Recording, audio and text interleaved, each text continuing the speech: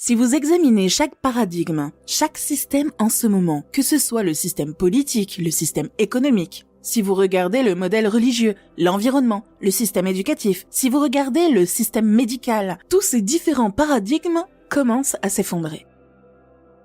Et la première raison est que l'information est si facilement disponible.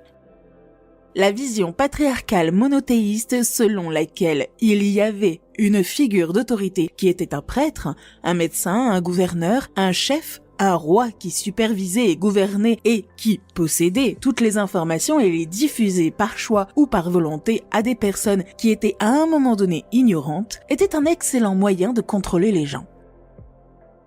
Et puis, si vous ajoutez un peu de culpabilité et un peu de peur, un peu de souffrance, un peu de tromperie ou de compétition, vous pouvez faire fonctionner les gens comme de la matière, comme des corps physiologiques, en essayant de changer la matière. Et cela demande une énorme quantité d'efforts et d'énergie. Mais parce que ces systèmes s'effondrent, et que j'en parlais plus tôt, pensez à ce qui se passait il y a 30 ans, lorsque vous alliez chez un médecin et qu'il vous disait « Vous avez cette maladie et vous devriez probablement essayer ce traitement. Nous allons couper tel organe ou vous allez essayer telle thérapie. Vous allez prendre tel médicament. » Et la plupart des gens, il y a 25 ou 30 ans, signaient simplement sur la ligne pointillée et disaient « D'accord ». Et puis, il y avait un consentement éclairé qui disait « Oh, et si votre vésicule biliaire ne fonctionne pas, ou si nous voyons quelque chose qui ne fonctionne pas, votre appendice a l'air plutôt mauvais, nous l'enlèverons aussi. Oh, merci. Oh, génial. » Mais si vous avancez jusqu'à aujourd'hui et que vous allez chez un médecin ou un praticien de santé et qu'il vous donne un diagnostic, que faites-vous ? La première chose que vous faites, après avoir reçu votre diagnostic, c'est de rentrer chez vous et de faire des recherches. Et vous lisez sur le sujet. Et si vous y consacrez 2, 3, 4 heures ou 2 jours, vous en savez presque autant sur cette maladie que votre médecin. Et dans certains cas, vous connaissez des alternatives dont il n'a peut-être même pas connaissance. Vous retournez donc chez votre médecin et vous lui dites « Je veux essayer ce traitement, cette thérapie. » Et ils disent « Oh, ça ne marche pas. Je ne pense pas que cela fonctionne. » Maintenant, je ne sais pas comment cela fonctionne en France, mais aux États-Unis, les gens disent « Vraiment ?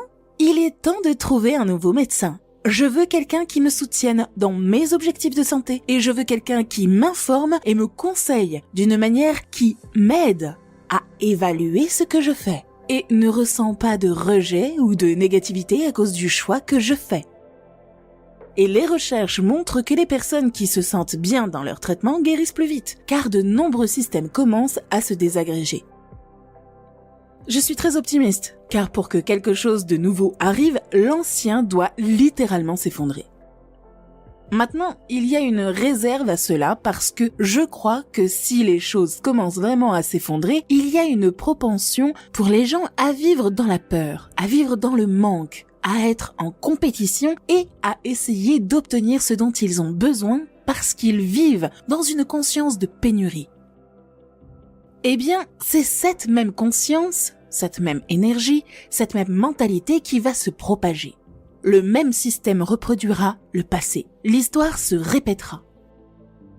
Mais tous les messages que vous entendrez ici concernent vraiment un cerveau cohérent et un cœur cohérent. Et mes recherches montrent que ce sont les 2 ingrédients dont vous avez besoin pour naviguer dans des conditions chaotiques dans votre vie. J'ai été invitée en Espagne pour parler aux 17 ministères du pays pendant la crise. Et ils voulaient savoir ce qu'ils pouvaient faire pour changer. Et voilà que cet Américain blanc va se présenter et parler de la crise dans un pays qui s'effondre vraiment. Alors, je suis montée sur la scène et j'ai dit « Ok, il y a le ministère de la Défense et le ministère de l'Agriculture et le ministère de la Santé. Et ils sont tous là et je dis « Alors, comment contribuez-vous à la crise ?» Et puis, j'ai pensé « J'espère qu'il y a une voiture de fuite ici parce que je vais devoir partir. » Mais c'était des questions importantes parce que cela signifie qu'au lieu de regarder à l'extérieur d'eux-mêmes, ils ont dû regarder à l'intérieur d'eux-mêmes. Et je leur ai dit, eh bien, comment devient-on surnaturel ? Comment commencez-vous à évoquer le changement ? Cela signifie que lorsqu'il y a une crise ou un manque, c'est le moment de donner. Quand il y a de la peur et de l'hostilité, c'est le moment de faire preuve d'amour, de courage et de compassion.